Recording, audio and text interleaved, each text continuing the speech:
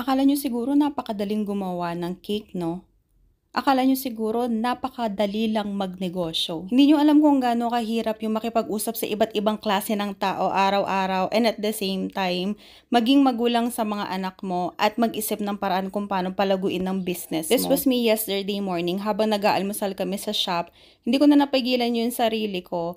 Actually, one day before nitong time na ito, pinipigilan ko na talaga and nilalabanan ang anxiety attack na meron ako dahil sa isang customer na napaka-irresponsable. Sa bawat magagandang cakes na finiflex ninyo, minamay ninyo, pinopost ninyo, at niyayabang ninyo sa mga kamag-anak at mga kaibigan ninyo, ayan ang nasa likod ng mga cake na iyon. Simple lang naman ang gusto naming mga negosyante.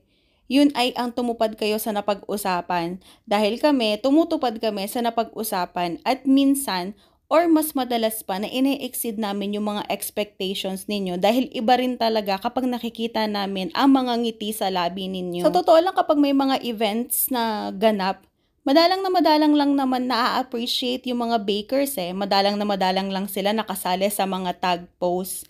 Madalas yung mga pinapasalamatan is yung mga coordinators, yung mga family, yung mga sponsors. Pero kami mga bakers, basta nandun yung picture ng cake na ginawa namin para sa inyo, masayang-masaya na kami. Sa 5 taon ko sa paggawa ng cake, first time kong ma-experience ang ganito at never kong in-expect na mangyayari ito dahil kasama sa rules ko ang magbayad ng 50% down payment bago ko i-book ang cake.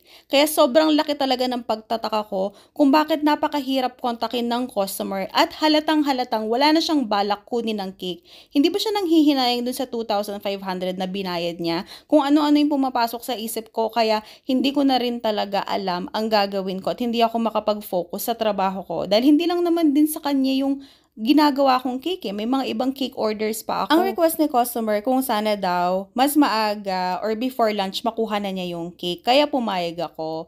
So, ang ginawa ko since merong mga fondant details na mahihirap itong cake na ito, Sunday pa lang, inumpisahan ko na yung mga fondant toppers. And then, Sunday ng gabi, dun ko binake yung mga cakes. Alam nyo ba, na buong araw ang ginugol ko para lang matapos lahat ng mga fondant cakes ng cake na ito. Yes, isang pirasong cake, isang buong araw para lang sa fondant toppers. Tapos pinrepair ko ng buong araw din halos itong cake na ito. Dinecorate ko siya ng Monday, which is supposed to be dapat day off namin. Pero ginawa ko siya kasi nga request ni customer sa akin kung pwede before lunch makuha na niya yung cake. 8 a.m. kasi kami pumupunta sa shop namin. So, hindi siya aabot. Kaya one day before, ginawa ko na siya para sa Tuesday ng umaga, lalagay ko na lang yung mga fondant toppers. Before 9 a.m. tapos na yung cake, kaya dali-dali kong sinend yung pictures sa customer. Pero wala akong response na na-receive. Okay lang, hindi ako nababother sa ganyan kasi may mga customers akong ganyan. Naisip ko na baka busy na sa pagpe-prepare. And then dumating ng 11 o'clock, hindi pa rin siya nagre-reply sa akin. Kaya nag-chat ulit ako sa kanya. Naghintay ako pero wala pa ring response. Hanggang sa umabot na ng before 2 p.m. bago niya ako nireplyan. Mabait pa akong kausap nung time na yan kasi meron naman talaga akong hanggang 4 p.m. na binibigay sa kanila within the day para pick upin yung cake. Pero 3:30 na, wala na naman chat si customer, hindi na naman sinasagot yung mga tawag, nire-reject yung tawag, hindi rin nagre-reply sa mga text. Kaya nag-send ulit ako ng message sa kanya dahil gigil na talaga ako. Pero wala, sininya lang ako. Tapos nag-reply siya, sobrang late na, nagsusorry siya, kesyo wala daw siyang driver, puyat yung driver niya. Kaya talagang straightforward kong nireplyan si customer pero wala na, hindi na niya ako sinin.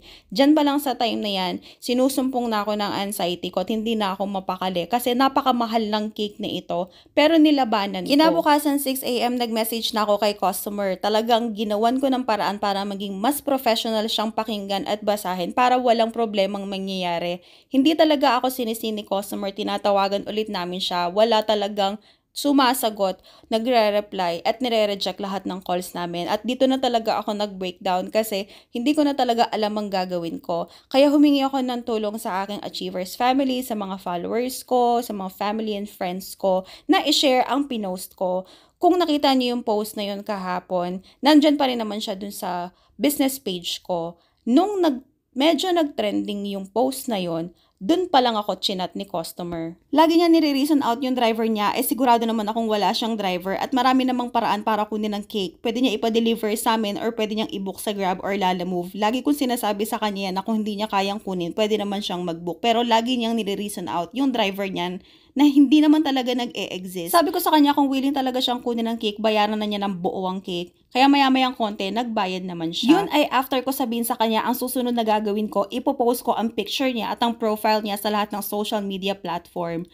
Bakit kaya may mga ganitong tao, no? Hindi ko alam kung saan kayo kumukuha ng kapal na mukha at lakas sa loob para magloko ng kapwa-tao ninyo. Kapag ka sa inyo naman ginawa, galit na galit kayo. Sana maging lesson nito sa lahat. Hindi lang sa aming mga bakers at sa mga customers na rin. Napakahirap po ng buhay ngayon, kaya please always choose to be kind.